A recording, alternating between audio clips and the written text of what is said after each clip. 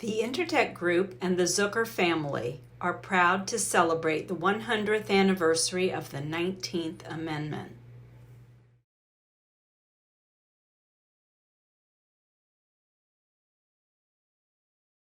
Welcome to We the Women.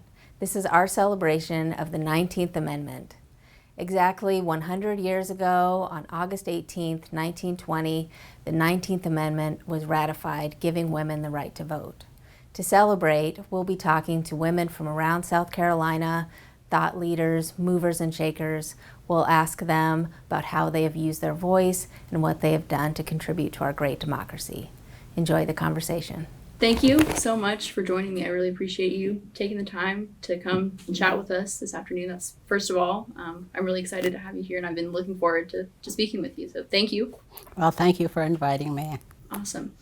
So you have been a long time president of Charleston Branch NAACP. I was curious to hear about your experiences in the time that you've been there.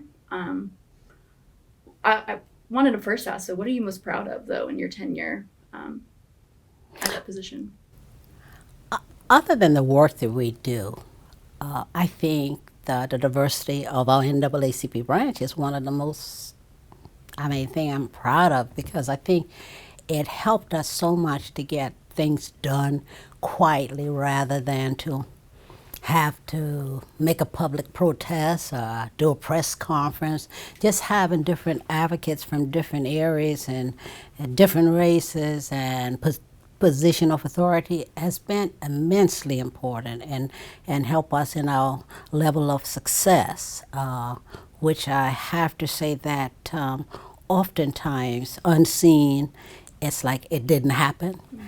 And that has its good and bad, because if folks don't see, particularly from the standpoint of those who are probably experiencing issues of concerns, if they don't see that you're doing something, they don't think that you are. And I often have to remind them, it's like your attorney is not going to go and have a press conference to tell the public what they just got done for you. So I'm proud of our diversity and absolutely proud of the relationship I've been able to have with what I call the powers to be, people in position of authority, folks at different businesses. Those things have been very helpful. How long have you been president for? I have been president of the Charleston branch of the NAACP since 2001. That makes me about 19, 20 years. Prior to that, I have been a life member of the NAACP since 1980. I had spent some time after graduating high school, went to New York, came back, and got involved with the NAACP then, and served on the board. And I went on a sabbatical from my work for a while and came back. So around about 2001, that's when I accepted the position just before I retired. But civil rights has been something that I've been involved in, believe it or not, since I've been 18. That was what I wanted to actually ask you about, is what inspired you or what prompted you to pursue this lifelong civil rights and activism? And this is one of these things I have been recounting here in recent months. At age 17, almost 18, I was then president of my senior class. And we had a couple of students, I think it was 3 of us, that were selected to go to South Carolina State College for College Day. And that's in April. In February, that's when we had the Orangeburg Massacre, where the 3 young males who were fighting for entrance into the bowling lane, that they were killed.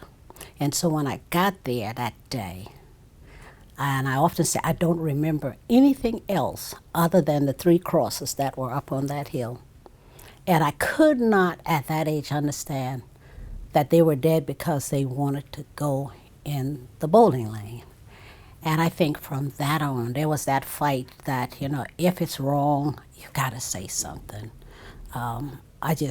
just had a conversation just now and someone said, we need to say something about what needs to happen at our business because it's the virus, but we're afraid to say it. And the first thing I said to her, you can't be afraid. If you're doing the right thing, you can't be afraid. You have to speak up. And from then on, that's been what I do. Wow. So it sounds like that moment when you were young, 18-year-old, Absolutely. young Absolutely. student, and Absolutely. seeing that really And set that, you on this path. and that period followed with, we had the King of the death of Dr. King. There was so much happening during the 68 time period and around that time.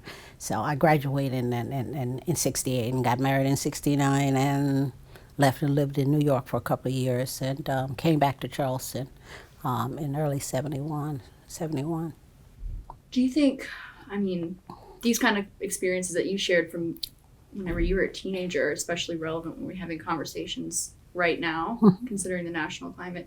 Do you think it's lost on some people that they might not realize the things that you experienced during the civil rights movement is within your lifetime? Or It's almost like I would answer that I don't think it really had been found. A lot of folks, if you don't know what the past was, they think this is what it is.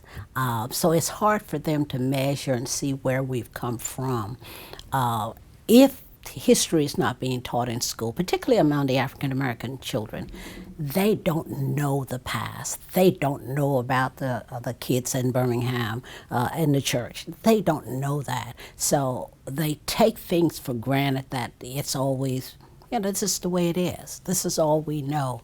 And having been young enough at that time to see the kind of stuff, I tell folks, if you think about me at age say 6 or 7, and we had a one-room school, and the bus would pass us by walking to the school. It was an old church, and we literally would walk about 1.5 miles to school, and when we got there, there was no heat in the building, so you go outside and you pick up the pine cones and you put it in the fire and you start a fire to warm you up so you can, and we had this one-room school.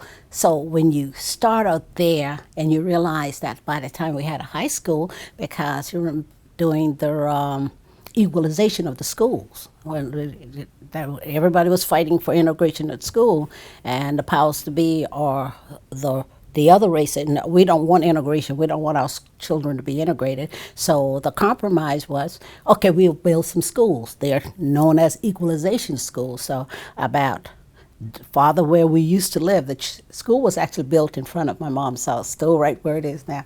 So then we got a school built, but woefully inadequate when you compared it to the schools that others had, but was far better than what we left. I actually ended up graduating from high school, from that school that's still there. It's no longer a high school now, but it's still there. is this in Eugene? In Hugie, Can Hoy School. It used to be Can Hoy High School. That's my alma mater. What do you remember about that time, being a young student? Do you remember the fight that some people were so angry about, fighting against integration and integrating schools? Do you remember that? I remember it happening. I wasn't a part of it. We lived out in the country, so we didn't spend a lot of time interacting with people who probably were really active in those things. My mom was uneducated. She's not I said, but she's the reason I fight so hard. She's so smart. Maybe she didn't need the education, but no, I don't remember any involvement in civil rights work until I would say I actually came back here to Charleston, and that would make me about maybe 21 years old. And then I was in it. I mean, totally in it. It was like I lived and breathed. Things has to be better. And I hadn't gone to college at the time, but I went to college after I started working, and then I got the master's degree, and it's those things that this is what I want to do, but I still got to, at the time I only have the one daughter, and at the time from my marriage we had the one child, and then it was go to work, go to school, so I got both of my degrees while I worked full time.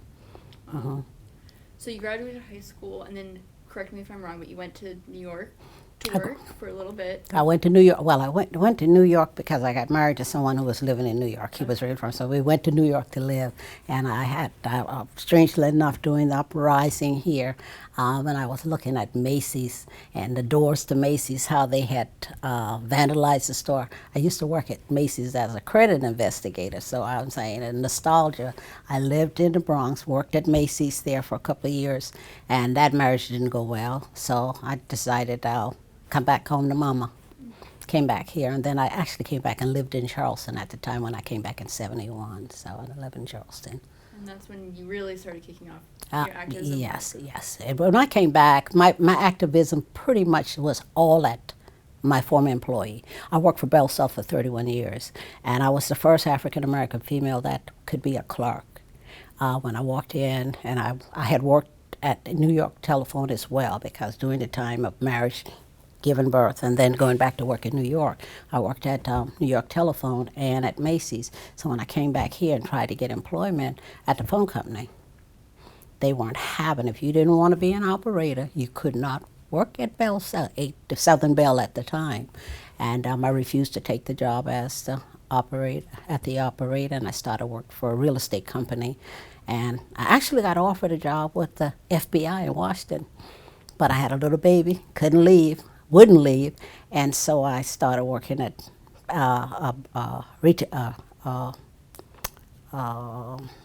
real estate company, and then got to finally Bell South. I guess Southern Bell caught up with my record from working at the phone company, and finally they called me and said, "Now I can come and work." So this little things you go through, like discrimination in housing, this is not a new thing. And I thought, folks, I speak from experience, because you have these instances where you go through and you realize that you're not making it up. Because some folks say, oh, they just crying the discrimination. I actually applied for an apartment in what it's called, I guess it's Mary Ellen Drive and all the nice places. I mean, those are the way the $1 million houses are on Wagner Terrace down there. But they used to be apartment complexes.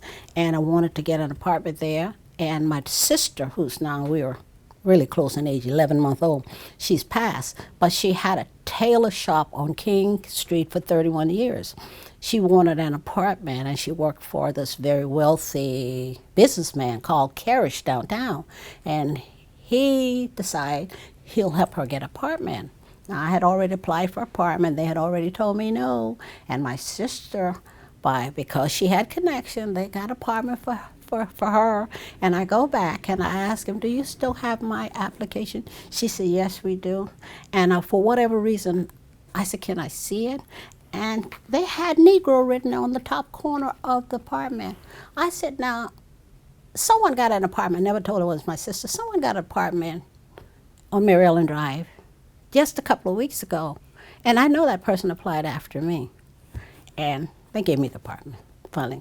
But those are the things that happen. Those things, we go through that. So it has always been real for me that I know that these things are happening. It's not that you're not qualified. You're not qualified for everything you might want, but you pretty much know these are things. They're just denying you for what other reason other than the fact that you're an African American. So those things reinforce my desire to see if I can make a difference. The things that my mom had to experience, even with her. She was a domestic worker and was able to see some things there too. So it was just one of those things that I felt I had to do. Wow. I think something that I also wanted to talk to you about is that you've been a long time education advocate. Mm-hmm. That's something that I know is Mm-hmm. Very near and dear to your heart. Because I've spoken with you a couple times. I'm an education reporter about Mm-hmm. the things going on today Mm-hmm. in Charleston County. Mm-hmm. Do you still think there's a problem with schools in Charleston County Absolutely, not being absolutely. integrated and having these achievement gaps with students? Absolutely. I have been, and I'm a strong supporter of the superintendent that's here. And we have had other superintendents that I think have done as well as they have been allowed to do. I have to always look to see beyond whether or not these folks are just not good superintendent, or they're dealing with some of the embedded racism, and they don't have the final say. Sometimes they're doing the best they can with what do they've got to work with. So we still have some real problem. I think impediments are put in place that directly affect the equalization of access to education. And when we have magnet schools and we have resources that are able to be given to them, right now when we can see that Betsy DeVault and whomever else decides how much money you get, or the president now says, if you don't send the kids to school, we're going to take the money away. To me, those are the kind of stuff that says the majority of the African American children are not in private schools. And I'm not saying the majority of all the white kids are in private school or other races. That's not what I'm saying, but the majority of them are African Americans. And if you don't get the basics, if you don't get, and it's not all the school, but I tell folks, when you look at the totality of who's educated, who works where, how much time parents have for their children versus some of the others. Now, all parents waste time. All parents are not the most responsible. I see it all the time. I've been in real estate rental for a long time, so I've seen some things that just make you want to just wonder, maybe they never got it, so they can't give something they don't have. But these children at this day and time, a lot of the African American children are so woefully not prepared to begin with, and then not having the adequate resources to bring them to where they need to be. I speak often about Ben Navarro's school. A really good relationship with Ben, because when Ben first came and came to meet with me, I'm saying, oh no, here's another school's going to start. They'll use the black kids, and then when the school gets good, the most powerful people, well, the kids, they'll be moved. That didn't happen. I didn't visit Ben's school for about a year. I think it was more than a year before I would go even visit it. I was just not down with it. And then I went there and saw what he was doing. And I became his biggest fan. You knew. And so I said, every public school can't be a Ben Navarro Meeting Street school. But the truth is, the kids, where most of those kids are, if they don't get that kind of intense, they'll never catch up. They'll never really catch up. And that's sad, but it's just true. The fight for, to get rid of integration. There's been a quiet fight for, we just don't want the things you used to hear years ago, you'll be getting to hear it again. We want our own school. We want every reason why you can't educate the kids in the same school. So resources get spent that way. When we build school in Mount Pleasant, we see what kind of school gets built, and we see all the resources get put there, and then you build something in North Charleston, you wonder if they're building it for the little prisoners or something. I'm serious. That's what I thought about when you talk about public school. You're not talking about a private school. You're talking about public funds that we're still doing the same thing. I spoke with you, this is a while back, maybe in December or early January, when the Charleston County School Board was really trying to make some big changes. And I think we talked about, there was a lot of pushback. Mm-hmm. There was a lot of pushback from parents, and we don't know if it was just because of a fear of change, but the board kept saying, we need to do something. We don't know if this is going to work. We need to do something, because right now we are not serving all of our children fairly. And you, if I remember correctly, you were kind of an advocate for, yes, we need to make this change. We need to make that leap. Tell me about what was kind of going through your mind whenever you were following the backlash, I think. I got some ugly pictures from that. The photographer decided I must have been livid that day, because I've had an opportunity to laugh at some of those pictures, because I was really perturbed. The vitriol about it, it was almost like we're not trying to hide this. We really don't want our kids to be integrated into school. We really don't care. We really do not care. We fought for the Rivers School when the Rivers School came. And then we had Arthur Ravenel came out and say, I guess over my dead body, would you have this school? Because this my uncle or whatever built the school. We want to keep it for the kids. And before we knew it, they had the black kids coming through the back door and the kids coming through, the other kids coming through the other door. That's the kind of fight that's been going on and on and on and on. But in my involvement with the school district, I have seen us, almost every one of the superintendents that have come in have tried their best to try to effect some change that would show some kind of equity in access to education. And every one of them, whether it was when we had the black superintendent, she got treated really, really, really bad. And then we had McGinley, and then then Maria Goodlow, and then it's just constantly that we don't want to change. We really don't, and yet they complain about the fact that these kids are these kids don't really want an education. And granted, you have kids like that. You have parents that really don't really have the level of care and concern that they should have for them. But as advocates for them, I don't have the luxury of saying, I'm advocating for the children whose parents want them to have a kid, because those kids are going to be in the same neighborhood and our neighborhood, and they're going to live in, and the results of their behavior becomes part of the culture that we're dealing with. And so I have just been such a strong advocate for education. My mom, third grade education, and she would always say, I don't care what else we did.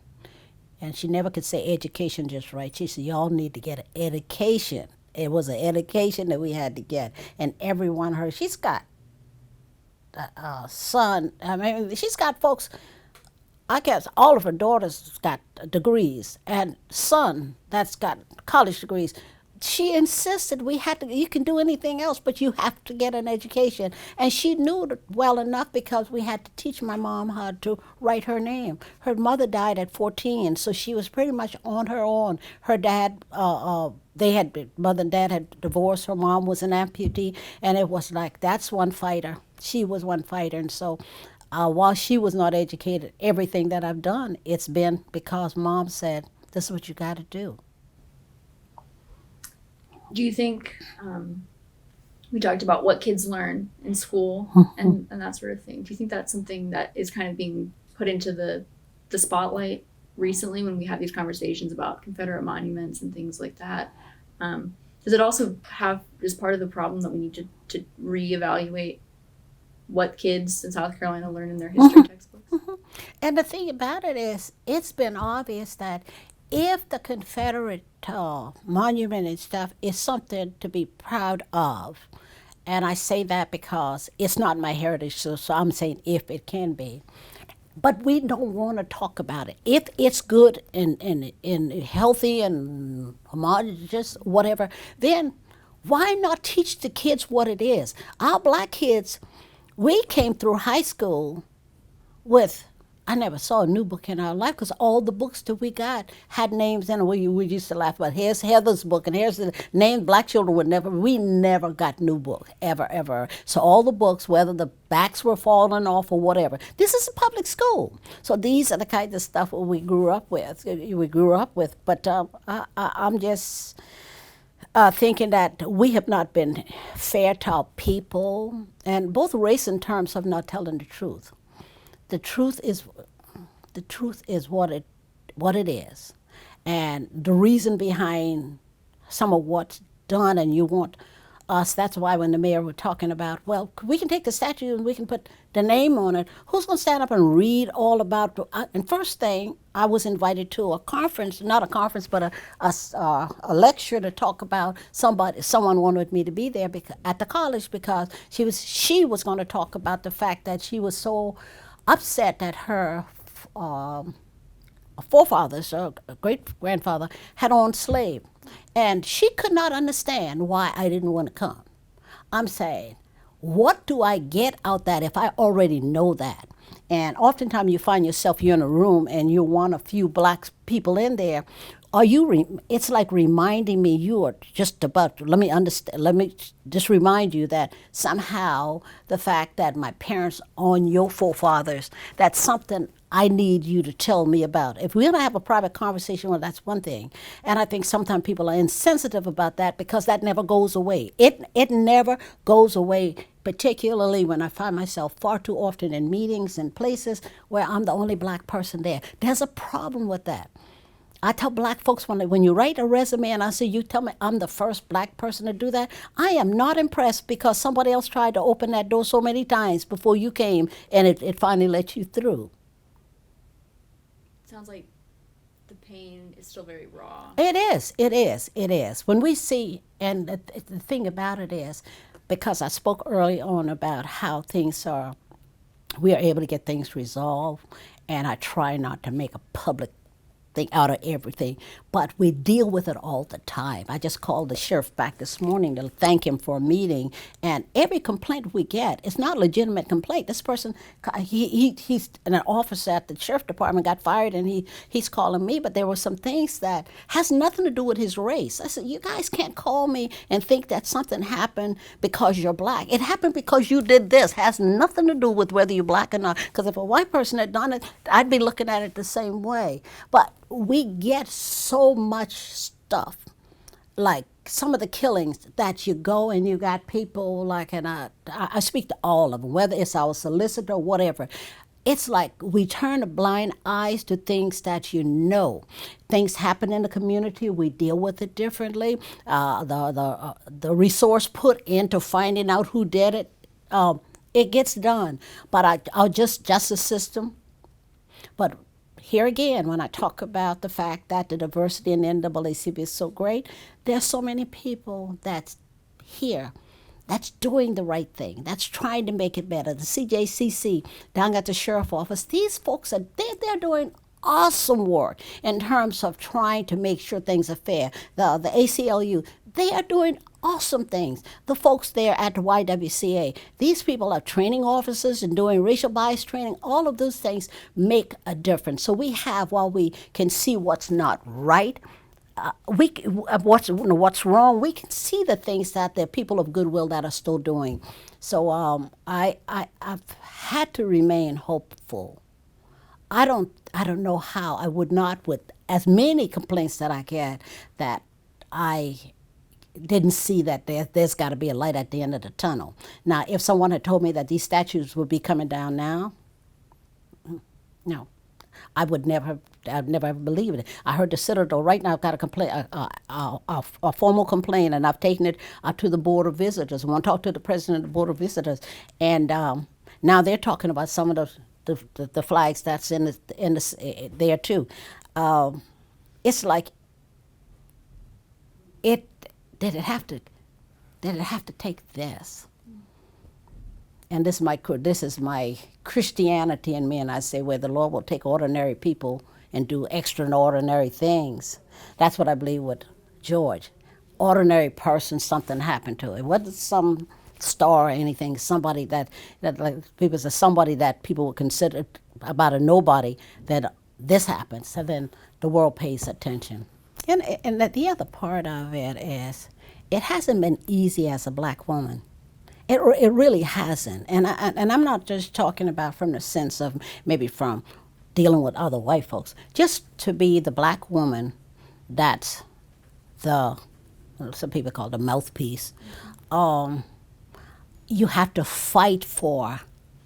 It's almost like they won't mention my name without mentioning my vice president. It's like, no, black women are not seeing that. Well, I tell folks, when you line up all your folks. I told the guy, wife, who was it the other day? I'm saying, the most powerful people in Charleston is white women. They are white women, because as long as they're talking to white men, they're the most powerful people there. But at the end of everything else, it's like, if I'm there, it's almost like, where's the guy who's going to help you? Are you kidding? But that's the kind of stuff you have to deal with. But I think that's the least of my problem because I've not had a problem telling them it doesn't matter. It doesn't stop you. No, You no, no, no, you have no, no, been no, silenced. no. That's what I wanted to ask you is you are in a powerful position and you have been for the last 19 years with the NAACP. I wanted to know how do you navigate that space, not only being a person of color, but also a woman of color? It's kind of rough, but one of the things I did, I think intentionally set myself up to be able to do something with some autonomy later on. And I think that if you're employed with a company and you wanted to be the president of the NAACP, the first problem I had is when there was a lady that lived in Goose Creek. And when I was a member of the NAACP for some time, and then when I became president, she didn't want to work for anybody that was the NAACP president because somehow I think she saw that as me probably being biased towards white folks. I learned early on that if it wasn't for decent white folks, if it wasn't for some of those Jews, NAACP wouldn't even exist. So a couple of years ago, I don't know if you remember now, we had Remembering Our Founders. We paid tribute to the 5 of the 6 actual founders of the NAACP. I'm mindful of that, and a lot of times we have black folks don't know that. But for the help of folks who have position, but for the help of some of those folks that were able to get in the room when we couldn't get in and come out and share with, this is what they plan to do, this is what's happening, we would not have been able to move what we said now, we said move the needle as it has been moved. So I am so conscious of not being biased. If nothing else, my mom was a prime example, and she came up at a time where she saw a lot of racism. And then she was keeping this, she was never, I'm trying to find out, my sister was foster mother. She never had any children, so she would have foster kids. And there was this little boy that she had. And I watched my mom, how she doted over that baby, like she had to make sure she had to protect this child, and that child, she loved my mom so much. And when finally he left, my mom was devastated when someone finally adopted him, because my sister, she finally ended up adopting, but during that time she wasn't adopting any children then. I think she still had hope she was going to have children, then she finally gave up.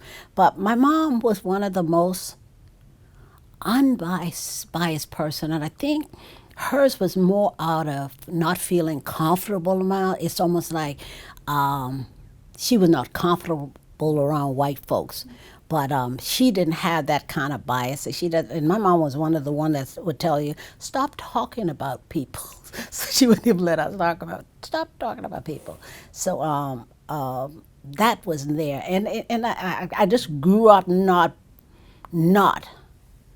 disliking and hating folks because of what they are. Because once you know how that feels, knowing that folks are judging you just because that's your sight, before they even know you, they will begin to make judgment of you. That's hard. And being a woman, that's even harder. And being not only fight, say, the general public, I get that kind of problem from African male. I got a good friend in trouble right now with the Post and Courier, and I used to always tell him, your reputation is all you got. And so when I would ask to have meetings with some of them, they would leave me out because I'm pretty straight-laced and doing the right thing. That's what I'm saying. So they would leave me out, and I would tell them, be careful about what you do, because if it happens in the dark, it's going to come out sooner or later. So we see that, and a lot of times they will not include me in a part of what's going on. And our children suffer because of that. I said, when you leave out the black women, you definitely are leaving out the black children, because we have too many of those children where there's no father in the house, especially the younger one, that's our school-age kids. And that's the sad commendation on the absence of the young black fathers. That's major. And I think that is an important thing to keep in mind whenever we talk about what we're doing right now, this project about the 19th Amendment. Yes, it gave women the right to vote, but there were still a lot of hurdles for black women And it, to secure that right. Absolutely. It's like, here again, we're at the bottom, we're at the bottom. Well, something that was happening the other day, and I told somebody, at least we don't have to count the rock, and we don't have to count how many peas we putting in the jar and stuff like that, but the impediments are still there. And when we see some of the other stuff about the suppression of the votes, even after you get the votes. And my daughter will tell you, and I've got only the one daughter, that there are some things that she never forgets. She's at 18, two things my mom said. One I had to do, and then one she let me do. I had her ears pierced early on as a young kid. She wanted a second piercing. I told her, when you get 18, you can get another pierce. And then when you get 18, before you get the pierce, we're going to go register you to vote. And my grandson, I've got a grandson who's 23. And that's a must. That's just one of those things that's a must. You have to. Do you know the blood, sweat, and tears that was paid for this? You have to. And so I guess we just have to do one at a time. Keep fighting and keep speaking and trying to get folks to understand that these gains have been, a lot have been paid for it. I mean, when we think about what's happening with the flags and also with the because I fought a long time with the flag, Confederate flag, in Columbia, and it's not going to come down, it's not going to happen, and you never say never. And when the mayor called. And while I know that we have people that think that they're the one that caused it to come down, I said, it's the leadership there at City Hall. But for the leadership there and the council people there, that's where it all happened. Because we can fuss, we can march, we can do whatever, and until the pressure or the desire or something happen like what's going on now happens, it doesn't happen, doesn't work. Is there anything else that we haven't covered related to any of these topics? Education, your life, being a woman of color in a leadership role, that we haven't talked about, that I should have asked but I didn't, or that you want to talk about? Not in particular. My daughter tells me all the time, Mommy, you write your resume. You don't like to put all that stuff in it. I said, just let the work speak for me. And I think I've said enough about me, and I appreciate the question, and I surely appreciate the opportunity to speak with you and to be able to share. Thank you so much. Thank you. I really appreciate it.